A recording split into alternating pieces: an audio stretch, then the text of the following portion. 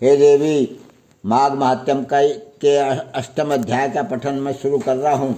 विकुंडल ने देवदूत से प्रार्थना की, हे दूत, माघ स्नान के साथ साथ वे कौन से पुण्य कर्म हैं जिन्हें करने से व्यक्ति यमलोक और नरक के दर्शन नहीं करता? कृपा पूर्वक मुझे विस्तार से बतलाइए।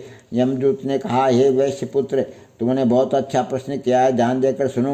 वह मनुष्य जो तुलसी का पौधा श्रद्धा और प्रेम सहित लगाता है और उसकी सेवा करता है, वह सब पापों से मुक्त हो जाता है।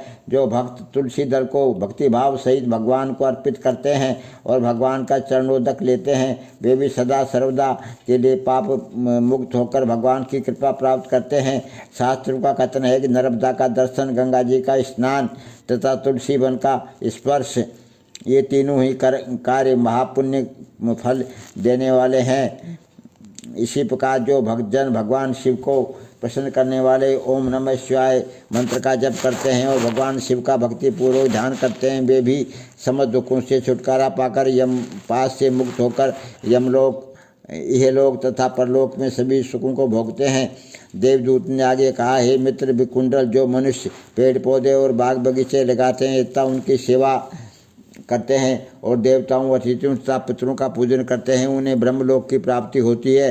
हे वैश्यवर, जो अतिथि मध्याह्न काल में अपने घर आए, वह चाहे मूर्ख हो, पतित हो, अज्ञानी हो अथवा वेद पाठी विद्वान या पंडित हो, उसकी हेयता और श्रेष्ठता का भेद त्याग कर उसे ब्रह्म समान ही समझना चाहिए।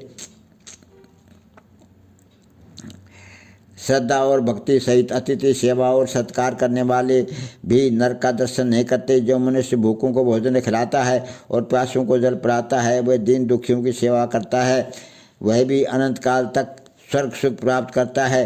हे मित्र, कोई अपरिचित अतिथि यदि भूख से व्याकुल होकर अपने घर पर आए तो उनका मृदु वचनों से स्वागत करते हुए उसे भोजन कराकर उसकी क्षुधा शांत करने वाला दीर्घ काल तक सुख प्राप्त करता है। गृहस्थ धर्म का विवेचन करते हुए देवदूत ने आगे कहा, हे मित्र, जो व्यक्ति अतिथि का आदर सत्कार नहीं करते, उनका निरादर करते हैं, उनसे घृणा करते हैं या उन्हें देखकर मुंह फेर लेते हैं, या वे घोर पाप के भागी बनकर नरक को प्राप्त करते हैं।